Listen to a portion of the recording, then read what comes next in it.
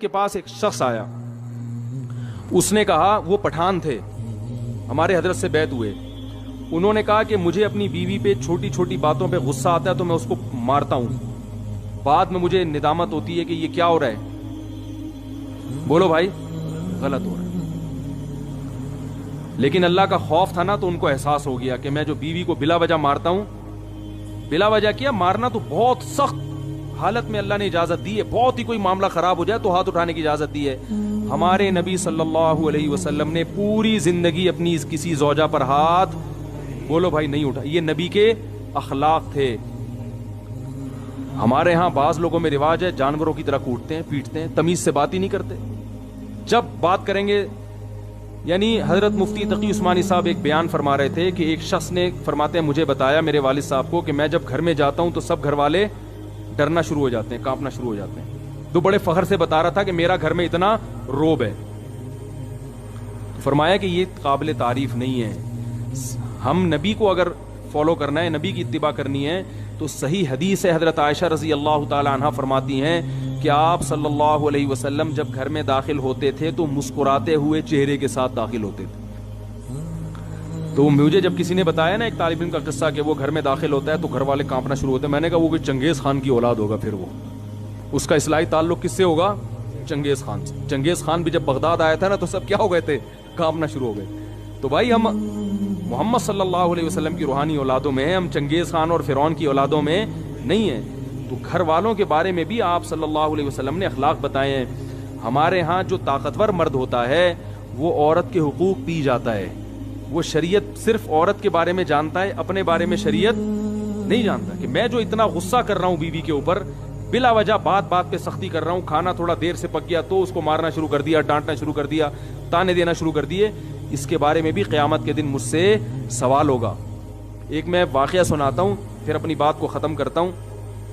دیکھو, ایک صحابی نے اپنی ایک باندی تھی, عبداللہ ابن رواحہ رضی اللہ تعالیٰ عنہ, بڑے مجاہد صحابی تھے. عبداللہ ابن رواحہ بڑے مجاہد صحابی تھے.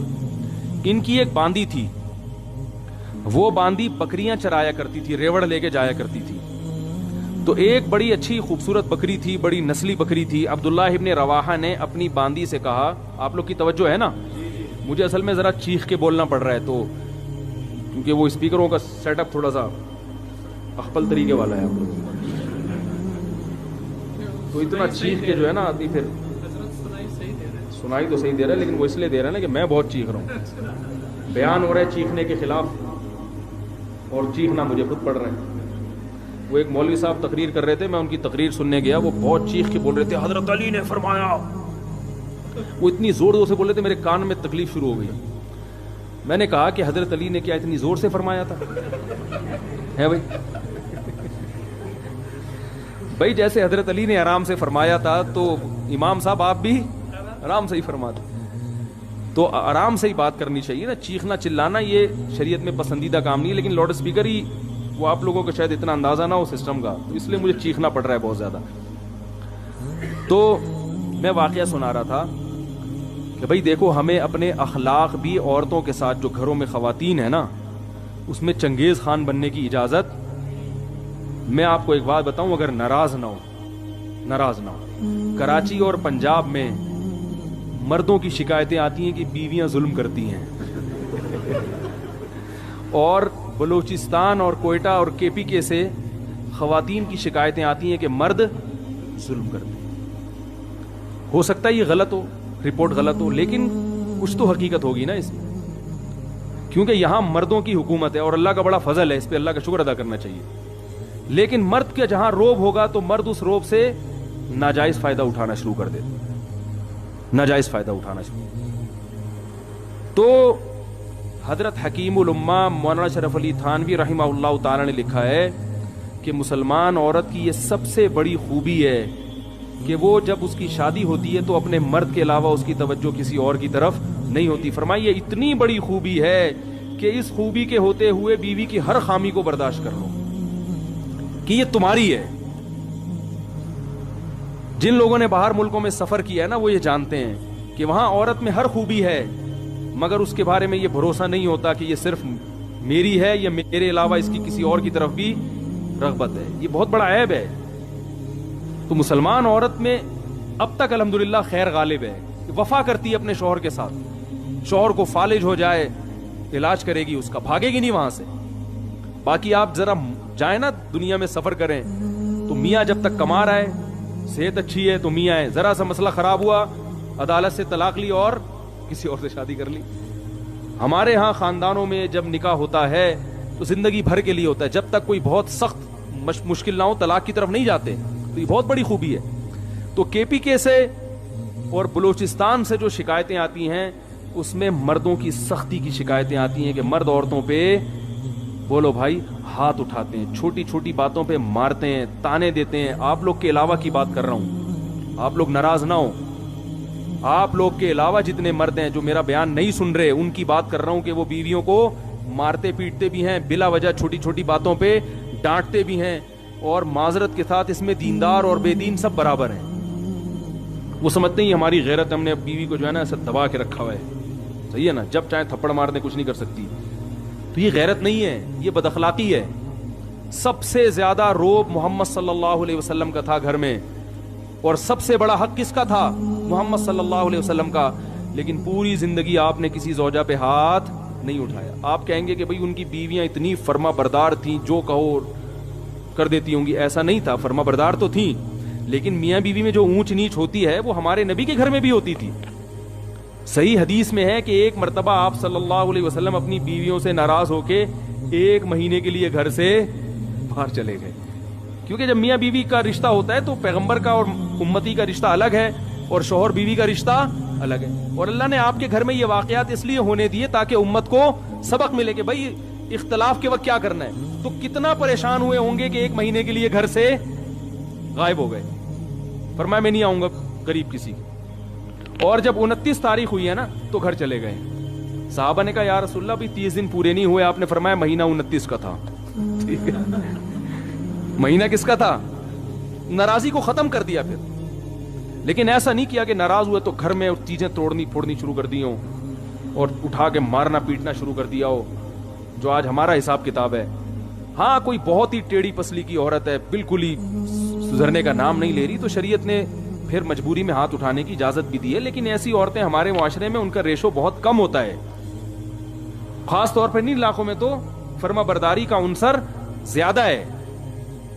तो इसमें एक चीज में एक हदीस आपको सुनाता हूं, उसके बाद अपना बयान खत्म करता हूं। अब्दुल्लाह इब्न रवाहा रजी अल्लाह ताला अन्हु, अरब जो थे ना ये औरतों पे बड़े सख्त हुआ करते थे, खासकर कुरैशी।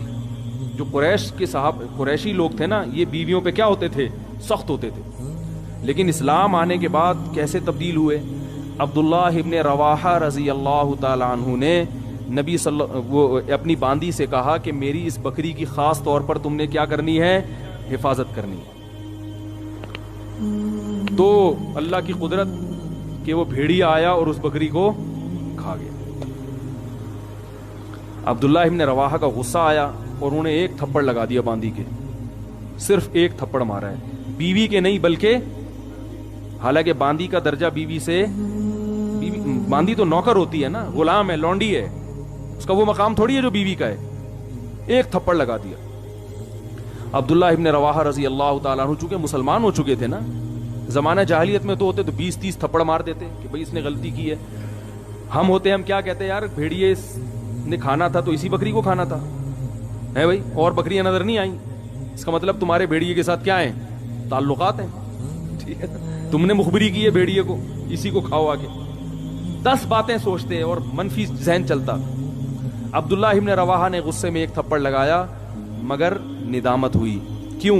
इस्लाम ला चुके हैं, उनको पता है कि एक एक अमल का क़यामत के दिन जवाब, बोलो भाई, देना पड़ेगा। अगर इसमें बांदी की गलती नहीं थी तो मेरा थप्पड़ क़यामत के दिन आमाल में लिखा जाएगा। और ऐन मुमकिन है कि बांदी की गलती ना हो, क्योंकि भेड़िया जब आता है तो वो तो निगरानी के बावजूद खा जाता है। अब एहसास हुआ तो रसूलुल्लाह सल्लल्लाहु अलैहि वसल्लम के पास आए, अर्ज किया, या रसूल अल्लाह, मैंने बांदी को थप्पड़ मार दिया, क्या मुझसे जुल्म तो नहीं हुआ?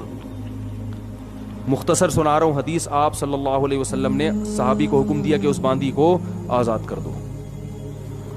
उस वक्त आज के हिसाब से देखा जाए तो बांदी की कीमत करोड़ों अरबों रुपए बनती थी। सबसे महंगा माल क्या होता था उस जमाने में? बांदी। एक थप्पड़ के बदले में नबी ने क्या हुक्म दिया? अगर जहन्नम की आग से बचना चाहते हो तो इसको आजाद कर दो। अब्दुल्लाह इब्ने मसूद रजी अल्लाह ताला अन्हु ने एक दफा अपने गुलाम को मारा। वो भी गुलाम था, नौकर था, बीवी नहीं थी। गुलाम का मकाम तो बीवी से कम होता है। जब मारा तो आप सल्लल्लाहु अलैहि वसल्लम ने क्या हुक्म दिया? फरमाया लल्लाहु अक़दरु अलैका मिनका अलैहि। ऐ इब्ने मसूद, जितनी तुझे अपने गुलाम पे कुदरत है ना, अल्लाह को तुझे इससे भी ज्यादा कुदरत, अल्लाह को तुझ पर इससे भी ज्यादा कुदरत है। तू आज इसको मार रहा है इसलिए कि तेरा नौकर है, ये कुछ नहीं कर सकता। अल्लाह तेरे गुनाहों पर अगर सजा देना, तू भी कुछ नहीं कर सकता, क्योंकि अल्लाह को तुझसे भी ज्यादा ताकत है। तो जैसे तू ये चाहता है कि तेरी खताओं को अल्लाह माफ करे, तो तू भी अपने मातहतों की गलतियों को माफ कर। अब्दुल्लाह इब्ने मसूद रजी अल्लाह ताला अन्हु डर गए।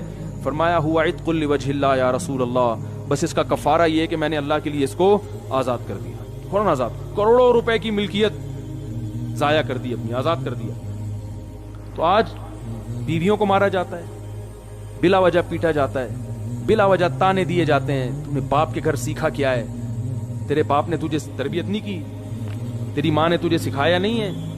ये कितने बुरे ताने हैं बद अखलाकी वाले। भाई कोई खामी है तो मोहब्बत से इंसान बता दे। हमारे यहाँ इस्लाह का उनसर कम होता है, ताने देने का उनसर, बोलो भाई, ज्यादा होता है। तो भाई ये अगर आप इस तरह से करेंगे तो कल क़यामत के दिन इसका जवाब अल्लाह को